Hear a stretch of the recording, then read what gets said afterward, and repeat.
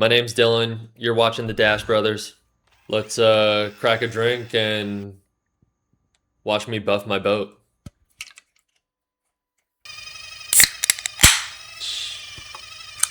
Um, Feel free to go grab one yourself.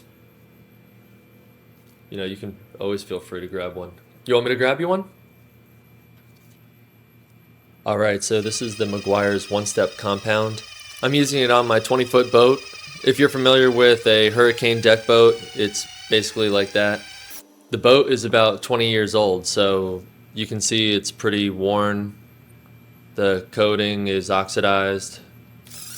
Overall, I'm pretty impressed with this product. It worked right away. I'm using a pad that I got on Amazon, and I also got a one-step compound on Amazon. So both of those links are in the description below. If you want to give these things a try, I think it was worth the money. It's a cheap way to do it. If you've looked around, you could see that there's way more expensive options to do exactly what I did, and you'd probably get the same result. So I already had an impact drill. If you have a regular drill, I think that would work as well. You could even do this by hand. You don't need to use this pad. But this pad came in a kit that my wife had already bought. I just had it laying around. It was a part of some bathroom cleaning kit.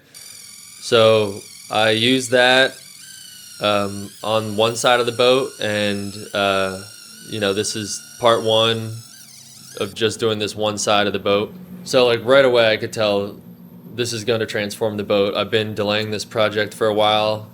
You could tell that color, when it gets wet, it would look good.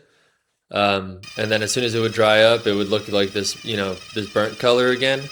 And I saw some videos online of how this looked, and I was like, I've just been delaying it, and figured I would do it this cheap way. See if this is worth it. Maybe I don't need to buy the buffing tool that's like $80 for something that I'll do maybe one time. I don't know. Some people really take good care of their boats. I treat this like a 20-year-old boat. I think it'd be different if I had a very, very expensive boat. But I don't know. This is also a pretty expensive boat. So for boating, we normally do a lot of fishing. I've been fishing since I was a kid. Love fishing. And obviously a boat can get you into fishing spots that standing on the bank can't.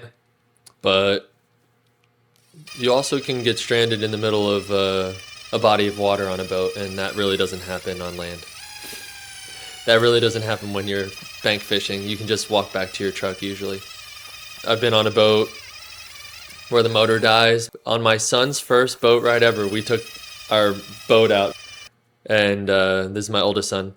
My youngest wasn't born yet, and my youngest son was in my wife's belly. We were all crammed on this little boat going out. It's Florida, it's hot, and we don't even make it past the no wake zone, and we're like cruising along. Like as soon as he goes to open up, this is my dad's driving, it's got a handle, and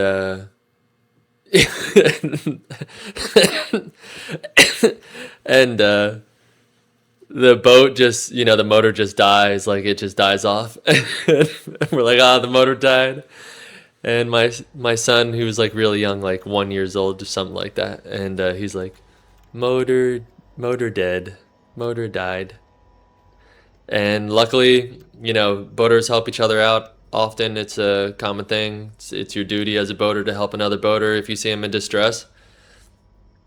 And a boat came by and towed us up, and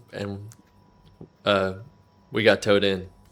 So that was my son's first boating experience. So it's always good to have a trolling motor as a backup. If not paddles, if not another buddy. They call it buddy boating. Bring two boats out at the same time. That way, when their motor dies, you can tow them in. When your motor dies, they'll tow you in. If both your motors die, I think it's time to find a new buddy.